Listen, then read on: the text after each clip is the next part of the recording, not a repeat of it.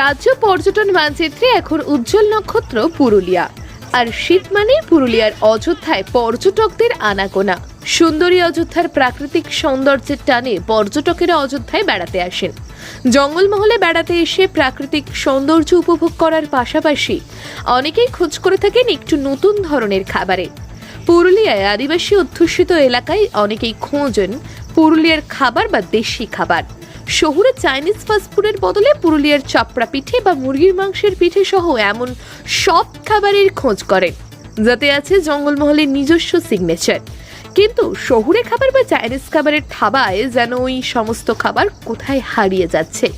আদিবাসী অধ্যুষিত এলাকায় এসে দেশি খাবার না পেয়ে আক্ষেপ প্রকাশ করছেন পর্যটকেরা। কোথাও যেন তাদের রসনা তৃপ্তিতে ফাঁক থেকে যাচ্ছে বলে মনে করছেন তারা। পুরুলিয়াতে না, এই নিয়ে দুবার আমরা আসছি।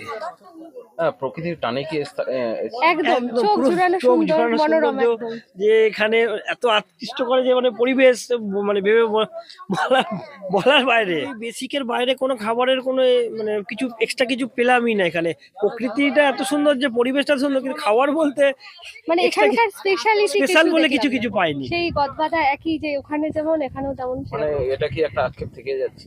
এই একদম যে ডিশ বলতে কোনো একটা এক্সট্রা কারিকুলাম কিছু থাকবে। আসে প্রকৃতির টানে, নতুন কিছু খাওয়ার টানে বা যাই হোক, এখানে প্রকৃতির পরিবেশটা পাচ্ছি। আছে যেদিকে তাকাই সেদিকে মুগ্ধতা। সেটা মানে কি ধরনের দেশি খাবার চাইছেন আপনারা? মানে সেই চাপড়া পিঠা কিংবা একদমই একটু ওরকম হলে তো খুবই ভালো। গতবার এসেছিলেন তখন কি পেয়েছিলেন এই ধরনের কিছু খাবার? পেয়েছিলাম, ওটা আমরা অর্ডার দিয়ে বানাতে হয়েছিল। মানে কি মানে ওটা আমাদের হোটেলে আমরা যেমন আমাদের দেশি মুরগি, তো আমাদের ওখানে ছাল সমেত, যেটা হয় না সচরাচর, বা ওরা তৈরি করে দিতে পারবে, কিন্তু এখানে সেটা তৈরি করে দিতে পারে। পুরুলিয়ায় বেড়াতে আসা পর্যটকেরা হোটেলগুলোতেও দেশি খাবার খুঁজছেন। রেস্তোরাঁগুলোতেও খোঁজ চলছে সেই সমস্ত খাবারের। যদি আগে থেকে অর্ডার দেওয়া থাকে তাহলে রেস্তোরাঁর পক্ষ থেকে সেই সমস্ত খাবার তৈরি করে দেওয়া হয়, কিন্তু রোল চাউমিনের মতো দেশি খাবার সহজলভ্য নয় কোথাও। প্রথমবার বেড়াতে এসেছি, তো ছোটবেলা থেকে পুরুলিয়ার প্রাকৃতিক সৌন্দর্য বা এখানকার স্পেশালি ট্রাইবাল ডিশের প্রতি খুব একটা আলাদা রকম কিউরিসিটি ছিল। সেটা উপলব্ধি করব, শেষ পাতে সেটা উপলব্ধি করেই যাব। কিন্তু মানে প্রাকৃতিক ওয়েদার খুবই ভালো লাগলো, ঠান্ডাটাও বেশ ভালো। ইভেন মানে ন্যাচারাল ভিউগুলো সত্যিই অনন্য, যেটা মানে পুরুলিয়া যতটা শুনেছিলাম ততটাই ভালো লাগলো। কিন্তু একটা আক্ষেপ রয়ে গেল যে এখানকার যে স্পেশালি শালপাতার যে চিকেন, যে ট্রাইবাল যে ডিশগুলো, সেগুলো আর মানে খোঁজ করেও পাওয়া গেল না।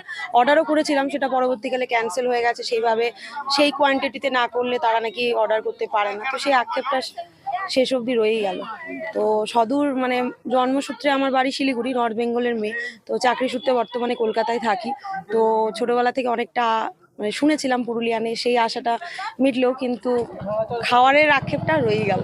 দেখা যাক পরে এটা কি হলে ভালো, মানে অ্যাভেলেবেল যদি হয়, বিভিন্ন পর্যটকরা যারা আসবে তারা সেই যেটা শুনে এসছে, দেখে এসছে, সেই উপলব্ধিটা করতে পারবে। বেড়ানোর পাশাপাশি খাবারের প্রতি পর্যটকদের ঝোঁক থাকে। সেই ফর্মুলা মেনে গ্রাম বাংলার এই জেলায় দেশি খাবারের খোঁজে উৎসুক পর্যটকেরা।